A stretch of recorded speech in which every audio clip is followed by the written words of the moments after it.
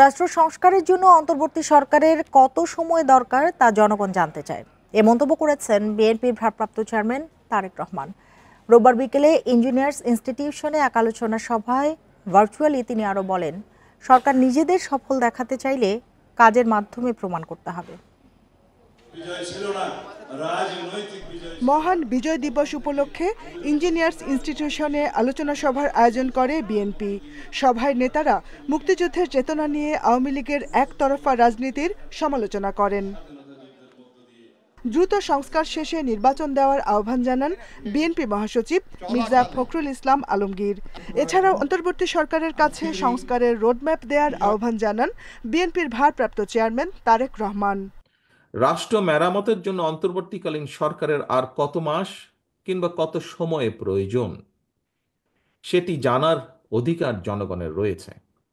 অন্তর্বর্তীকালীন সরকারের আগামী দিনের কর্মপরিকল্পনার রোডম্যাপ ঘোষণার কথা শুনলেই যদি উপদেষ্টাদের চেহারায় অস্বস্তির ছাপ ফুটে ওঠে, সেটি হবে অবশ্যই গণ আকাঙ্ক্ষা বিরোধী। দ্রব্যমূল্যের ঊর্ধ্বগতিতে জনগণ কষ্টে আছে উল্লেখ করে তারেক রহমান বলেন, সংস্কারের নামে দীর্ঘ সময় ক্ষমতায় থাকলে জনগণের কাছে প্রশ্ন উঠবে। জনজীবনে নিত্য দুর্ভোগ কিংবা বাজার পরিস্থিতি নিয়ন্ত্রণ না করে অন্তর্বর্তীকালীন সরকার যদি শুধু সংস্কারের নামে সময় সংক্ষেপ করেন, তাহলে জনগণের কাছে সংস্কার আগে নাকি সংসার আগে, এই প্রশ্নটি মুখ্য হয়ে উঠতে পারে। দুর্ভোগ বর্তমানে মেনে নিলেও জনগণ এখনো সরকারের বিরুদ্ধে তেমন উচ্চ বাচ্য করছে না, কারণ জনগণ বর্তমান অন্তর্বর্তীকালীন সরকারকে সফল দেখতে চায়। সরকারের কর্মকাণ্ডে স্বচ্ছতা ও জবাবদিহিতা চর্চার আহ্বান জানান বিএনপির ভারপ্রাপ্ত chairman. Jahanara Parvin, Independent news, Dhaka. সাবেক প্রধানমন্ত্রী শেখ হাসিনা, তার বোন শেখ রেহানা সহ শেখ পরিবারের 5 সদস্যের বিরুদ্ধে দুর্নীতির অভিযোগ অনুসন্ধানে দুদকের প্রতি রুল জারি করেছে হাইকোর্ট। তাদের বিরুদ্ধে রূপপুর পারমাণবিক বিদ্যুৎ কেন্দ্র প্রকল্পে $500 কোটি আত্মসাতের অভিযোগ রয়েছে। রোববার বিচারপতি ফাহমিদা কাদের ও বিচারপতি মুবিনা আসাফের হাইকোর্ট বেঞ্চ এ রুল জারি করেন।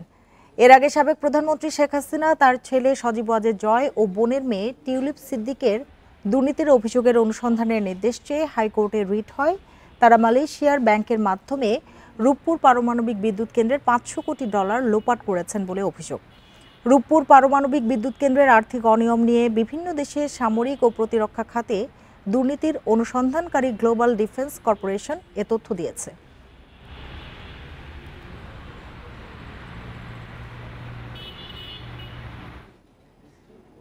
আওয়ামী লীগের একদলীয় নির্বাচনে সহায়তাকারী কর্মকর্তাদের বিচার ও দলীয় সুবিধাভোগীদের শাস্তি সহ একগুচ্ছ সুপারিশ জমা দিল বিএনপির সংস্কার কমিটি। আর এসব প্রস্তাবে গুরুত্ব দেওয়া হবে জানিয়ে জনপ্রশাসন সচিব বলেছেন, বঞ্চিত 764 জনকে পদমর্যাদা সহ আর্থিক সুবিধা দেওয়া হচ্ছে। মহার্ঘ ভাতা পাচ্ছেন সব সরকারি কর্মকর্তা কর্মচারীরা। অন্তর্বর্তী সরকারের পাশাপাশি প্রশাসনিক সংস্কার নিয়ে কাজ করছে রাজনৈতিক দলগুলো। সে ধারাবাহিকতায় জনপ্রশাসন মন্ত্রণালয়ে নিজেদের প্রতিবেদন জমা দিল বিএনপির কমিটি। আওয়ামী লীগের গত 3 নির্বাচনে যেসব কর্মকর্তা সহায়তা করেছেন তাদের বিচারের সুপারিশ রয়েছে এই প্রতিবেদনে। শাস্তির আওতায় আনতে বলা হয়েছে 15 বছর ধরে দলীয় সুবিধাভোগীদের। এ সময় বিএনপির সংস্কার কমিটির সদস্য ইসমাইল জবিউল্লাহ জানান, তাদের সরিয়ে পদবঞ্চিতদের সুযোগ দিতে হবে। আমরা কোনো দলীয় লোক চাই না। একটা জিনিস মনে রাখা উচিত, আপনারা আমাদের এই দেশের সন্তান সবাই, সান অফ দি সয়েল। কথা হলো যে প্রশাসনের লোকজন হবে নিরপেক্ষ। সে একটা দল করতেই পারে যেহেতু হি ইজ এ ভোটার, কিন্তু তার যে লাইকিং বা disliking will not reflect in the office he serves. পরে জনপ্রশাসন সচিব জানান, বিএনপির সংস্কার প্রস্তাবগুলো গুরুত্ব দিয়ে দেখবে সংস্কার কমিশন। আর সব শ্রেণীর সরকারি কর্মকর্তা কর্মচারীদের দেয়া হচ্ছে মহার্ঘ ভাতা। মহার্ঘ ভাতা কমিটি করেছে, যেখানে আমিও আছি। আমরা সামনের সপ্তাহে প্রথম মিটিং করব এবং ওখানে একটা স্ট্র্যাটেজি কৌশল অথবা কিভাবে আপার লিমিট লোয়ার লিমিট ঠিক করে অফিসার স্টাফ স্ল্যাব ঠিক করে ইনক্লুডিং পেনশনার, এবার যাতে পে স্কেল এই মহার্ঘ ভাতার সুবিধা পেনশনাররাও পায় সে ব্যাপারে সরকার একমত। এছাড়া কর্মকর্তাদের তুলনায় কর্মচারীরা বেশি ভাতা পাবেন জানিয়ে সচিব বলেন, এ সুবিধা পাচ্ছেন পেনশনে যাওয়ারাও। Khaled Raihan, independent news, Dhaka. রাজধানীতে ছিনতাই বেড়েছে স্বীকার করে পুলিশি টহল বাড়ানোর সিদ্ধান্ত জানিয়েছেন স্বরাষ্ট্র উপদেষ্টা। এছাড়া উপদেষ্টা কমিটির সভায় সারা দেশের আইনশৃঙ্খলা পরিস্থিতির উন্নতির বিষয়ে সিদ্ধান্ত নেওয়া হয়েছে। বিজয় দিবস উপলক্ষে আওয়ামী লীগ ও ছাত্রলীগের অপতৎপরতা রোধে গ্রেপ্তার অভিযান জোরদারের কথা জানিয়েছেন স্থানীয় সরকার উপদেষ্টা। বিজয় দিবস, বড়দিন ও খ্রিস্টীয় নববর্ষ উদযাপনে আইন শৃঙ্খলা পরিস্থিতি ও ট্রাফিক সমস্যা নিয়ে অনুষ্ঠিত হয় উপদেষ্টা কমিটির সভা। রোববার দুপুরে সচিবালয়ে স্বরাষ্ট্র উপদেষ্টার সভাপতিত্বে আলোচনা হয় ইজতেমা নিয়েও। পরে এ নিয়ে সাংবাদিকদের সাথে কথা বলেন স্বরাষ্ট্র উপদেষ্টা। বলেন, আইন শৃঙ্খলা পরিস্থিতির আরও উন্নতি করতে হবে। রাজধানীতে ছিনতাই রোধে শেষ রাতে টহল বাড়ানোর নির্দেশ দেওয়া হয়েছে। স্বরাষ্ট্র উপদেষ্টা জানান, বিগত বছরে ইজতেমা যেভাবে হয়েছে এবারও সেইভাবেই হবে।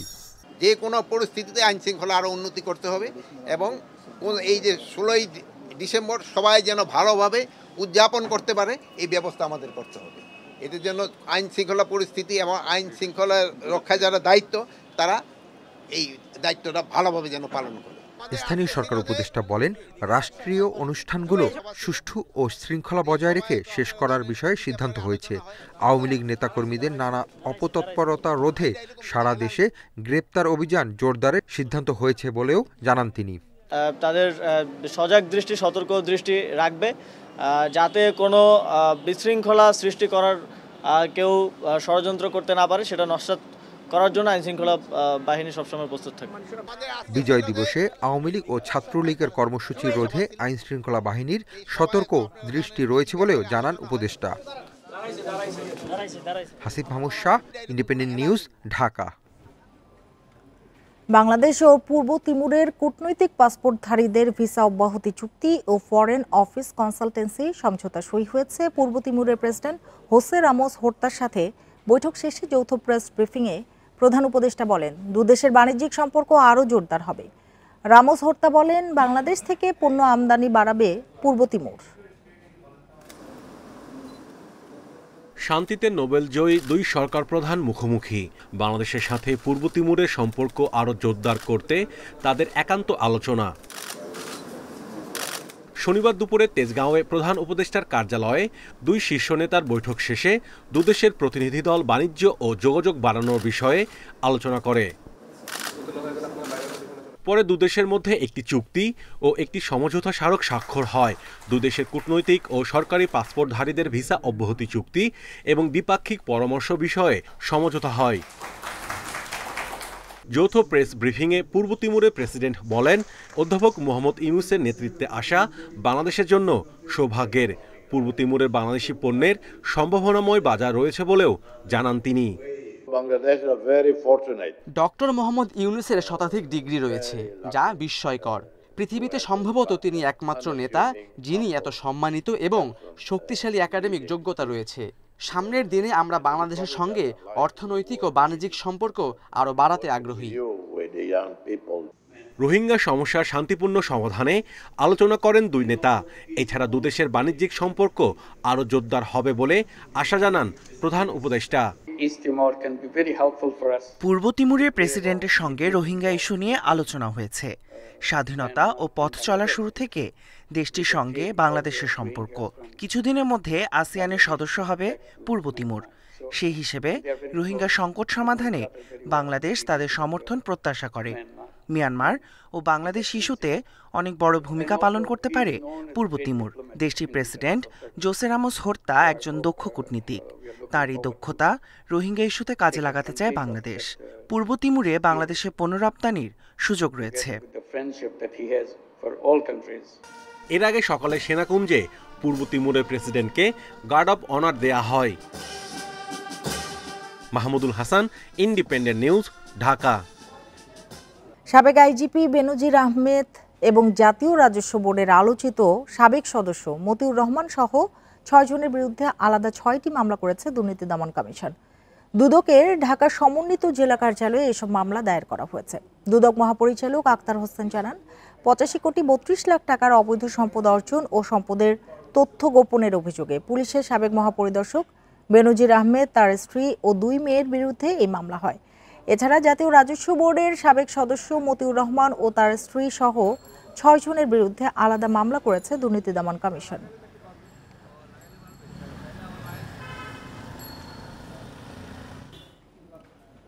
উচ্চ মূল্যস্ফীতির সঙ্গে পাল্লা দিয়ে মজুরি না বাড়ায় 2 বছরে নতুন করে দরিদ্র হয়েছে 78 লাখ মানুষ, আর দারিদ্র্য ঝুঁকিতে পড়েছে আরও প্রায় 1 কোটি মানুষ। রোববার রাজধানীর সিরডাম মিলনায়তনে এক মত বিনিময়ে বেসরকারি গবেষণা সংস্থা র্যাপিডের গবেষণায় এসব তথ্য উঠে আসে। সংস্থাটি বলছে, বিশ্ববাজারে খাদ্য ও জ্বালানির দর বৃদ্ধির কারণে নয়, মূল্যস্ফীতি বেড়েছে বিদায়ী সরকারের ভুল ও দুর্বল নীতির কারণে। 2021-22 অর্থবছর থেকে দেশে উচ্চ মূল্যস্ফীতিতে নাকাল সাধারণ মানুষ। বিদেয়ী সরকার করোনা ও ইউক্রেন রাশিয়া যুদ্ধের প্রভাবকে সামনে আনত। বলা হতো, বিশ্ববাজারে জ্বালানি ও খাদ্যপণ্যের বাড়তি দামের নেতিবাচক প্রভাব পড়েছে দেশের বাজারে। যদিও গত বছরই শ্রীলঙ্কা, পাকিস্তানের মতো ভঙ্গুর অর্থনীতির দেশ মূল্যস্ফীতির লাগাম টানতে পেরেছে। গবেষকরা বলছেন, সামষ্টিক অর্থনৈতিক ব্যবস্থাপনার দুর্বলতায় দেশে মূল্যস্ফীতি কমেনি। বেসরকারি গবেষণা সংস্থা র্যাপিড বলছে, 2 বছর আগে দেশে দরিদ্র জনগোষ্ঠী ছিল 3 কোটি 17 লাখ। উচ্চ মূল্যস্ফীতির কারণে দরিদ্র ও দারিদ্র্য ঝুঁকিতে পড়েছে আরও 1.25 কোটি মানুষ।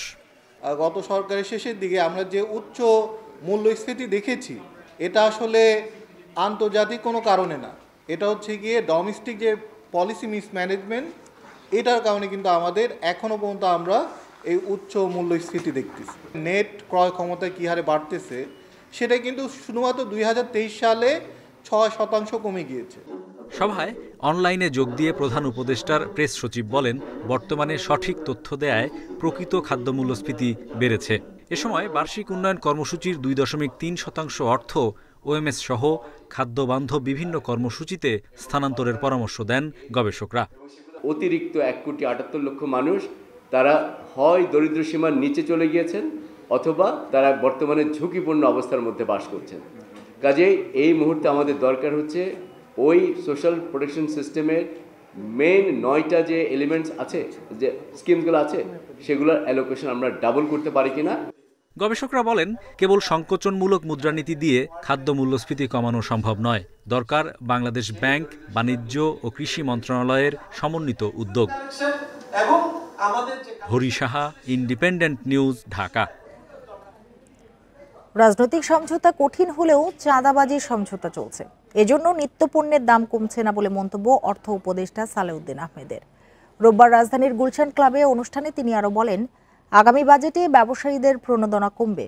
এ সময় সিপিডির সম্মাননীয় ফেলো ডক্টর দেবপ্রিয় ভট্টাচার্য বলেন, আইনশৃঙ্খলা পরিস্থিতি ঠিক না হলে রাজনৈতিক সংস্কার বিফলে যাবে। ইন্টারন্যাশনাল বিজনেস ফোরাম বাংলাদেশের বার্ষিক সম্মেলনে যোগ দেন ব্যবসায়ী, অর্থনীতিবিদ সহ আর্থিক খাত সংশ্লিষ্টরা। উঠে আসে দেশের অর্থনীতির নানা বিষয়। অনুষ্ঠানে অর্থ উপদেষ্টা বলেন, চুরি দুর্নীতি অনেক দেশে হলেও বাংলাদেশের মতো দুর্নীতি সচরাচর দেখা যায় না। পুঁজিবাজার কারসাজির জন্য সাকিব আল হাসানকে 2 বছর আগেই জরিমানা করা উচিত ছিল বলে মনে করেন তিনি। বলেন, চাঁদাবাজির হাত বদলালেও তা বন্ধ হয়নি, ফলে শুল্ক কমালেও নিত্যপণ্যের দাম কমছে না। সবাই মাথা ব্যথা, হায় হায় রে, এত বড় খেলোয়াড়কে ফাইন করে, আর এটা 2 বছর আগেই তো তাকে ফাইন দেওয়ার কথা ছিল। এই রেগুলেটরকে বলছে ফাইন দিতে হবে তোমাকে, 400 কোটি টাকার বেশি ফাইন দেওয়া হলো। আপনি জানেন না শেয়ার মার্কেট কীভাবে ম্যানিপুলেট, আইসিবি মিউচুয়াল ফান্ডের টাকা সব নিয়ে চলে গেল। নানা খাতে সংস্কার চললেও সবার আগে অর্থনৈতিক সংস্কার জরুরি বলে মন্তব্য করেন শ্বেতপত্র প্রণয়ন কমিটির প্রধান। যদি মানুষকে আমি অর্থনৈতিক স্বস্তি দিতে না পারি, যদি আমি মানুষকে আইন শৃঙ্খলা দিয়ে যদি সুরক্ষা দিতে না পারি, তাহলে মানুষের ওই সংস্কারের জন্য যতই ভালোবাসা থাক, ধৈর্য থাকবে না। দেবপ্রিয় বলেন, গত 15 বছরে শেখ হাসিনা সরকারের সময় বেসরকারি খাতে তেমন বিনিয়োগ বাড়েনি, তেমনি বিদেশি বিনিয়োগও তেমন আসেনি। Shahid Ahmed, independent news, Dhaka. মহান বিজয় দিবসে মেট্রো রেলে ঢাকা বিশ্ববিদ্যালয় স্টেশন বন্ধ থাকবে, বিষয়টি নিশ্চিত করেছেন ডিএমটিসিএল এর ব্যবস্থাপনা পরিচালক মোহাম্মদ আব্দুর রউফ। তিনি জানান, নিরাপত্তাজনিত কারণে ঢাকা বিশ্ববিদ্যালয় প্রশাসনের অনুরোধে এমন সিদ্ধান্ত নেওয়া হয়েছে। পাশাপাশি আগামী 25 ও 31 ডিসেম্বর এবং 1 জানুয়ারিও টিএসসির মেট্রো স্টেশন বন্ধ থাকবে। বাকি দিনগুলোতে স্বাভাবিক নিয়মে প্রতিদিন সকাল 7:30 থেকে রাত 9:30 পর্যন্ত ট্রেন চলাচল করবে। উত্তরা থেকে মতিঝিল অংশে মেট্রো রেলে প্রতিদিন চলাচল করে গড়ে 3.5 লাখ যাত্রী।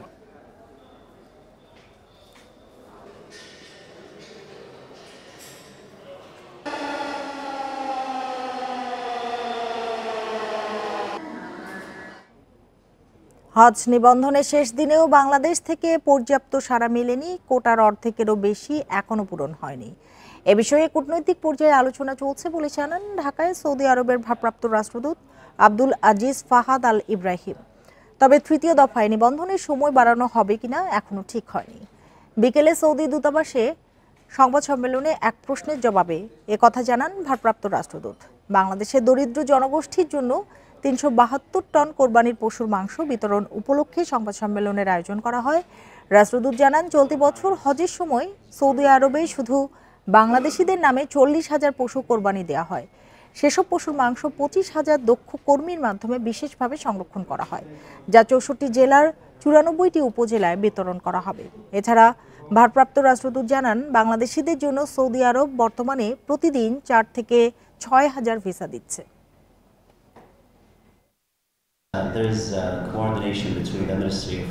বিষয়টি আমরা জানি, এ নিয়ে কূটনৈতিক পর্যায়ে আলোচনাও চলছে। তবে তৃতীয় দফায় হজের নিবন্ধনের সময় বাড়ানো হবে কিনা তা নিয়ে নিশ্চিত করে বলতে পারছি না, কারণ বিষয়টি নিয়ে এখনো কাজ করছে সৌদি আরবের সংশ্লিষ্ট মন্ত্রণালয়। সুপ্রিম কোর্টের কয়েকজন বিচারপতির বিরুদ্ধে ওঠা অভিযোগের তদন্ত শেষ করেছে প্রধান বিচারপতির নেতৃত্বে সুপ্রিম জুডিশিয়াল কাউন্সিল। এরই মধ্যে তদন্ত প্রতিবেদন রাষ্ট্রপতির কাছে জমা দেওয়া হয়েছে। এখন জুডিশিয়াল কাউন্সিলের পরামর্শ অনুযায়ী তাদের বিরুদ্ধে ব্যবস্থা গ্রহণ করবেন রাষ্ট্রপতি। সুপ্রিম কোর্টের ওয়েবসাইটে এ তথ্য প্রকাশ করা হয়েছে। সংবিধানের 96 অনুচ্ছেদ অনুযায়ী অভিযুক্ত বিচারপতিদের বিরুদ্ধে তদন্ত করে সুপ্রিম জুডিশিয়াল কাউন্সিল নানা অনিয়ম, অসদাচরণ ও দুর্নীতির অভিযোগে হাইকোর্ট বিভাগের 12 বিচারপতিকে বেঞ্চ না দিয়ে ছুটিতে পাঠানো হয়েছে। সুপ্রিম কোর্ট প্রাঙ্গণে 16 অক্টোবর বৈষম্য বিরোধী ছাত্রদের অবস্থান ও বিক্ষোভের সময় আওয়ামী লীগ সরকারের দোসর বিচারকদের পদত্যাগের দাবি তোলা হয়। এরপরই 12 বিচারপতিকে বিচারিক কাজ থেকে সরিয়ে দেওয়া হয়। আর এই ছিল এখনকার সংবাদে। ইন্ডিপেন্ডেন্ট টেলিভিশনের সব খবর আরো বিস্তারিত জানতে চোখ রাখুন ফেসবুক, ইউটিউব এবং এক্সে। ধন্যবাদ সবাইকে এতক্ষণ সাথে থাকার জন্য।